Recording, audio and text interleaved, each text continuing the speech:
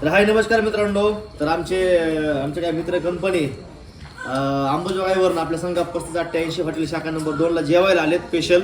आणि नुसतंच जेवणाचं कारण नाही तर आईला आम्हाला भेटण्याचं, माझ्या मिसेसला, नानाला सगळ्याला भेटण्याचं एक कारण होतं. हे जेवण पण झालं आणि सगळ्यांची भेट पण झाली आणि एक छोटासा व्हिडिओ पण होते.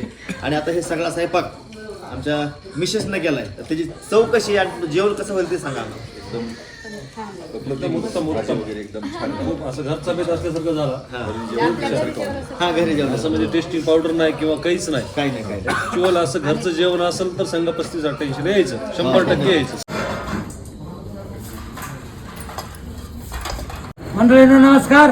अहो काही आमच्यात पब्लिक आलेली आहे जेवण्यासाठी. कुठून आली काय विचारावं का अर्धवटच सांगत झालं. विचारायला हो ओ नाना पब्लिक नाही आपली फॅमिली आहे. आपली फॅमिली आली. मला कळत नाही काय नाही. जाऊ माझा उखाणाच आहे का.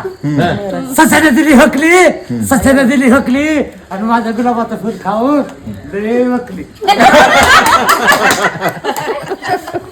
जेवण रेडी होण्याच्या अगोदर आणि जेवण झाल्यानंतर इथं आमच्या आई नानाने इथं स्पेशल तापण्याची सुविधा केली. कारण आता कडाक्याची थंडी पडलेली. आता सगळे आमच्या ह्या कुटुंबाने जेवण केलं आणि ते मस्त आता तापण्याचा आनंद घेतात.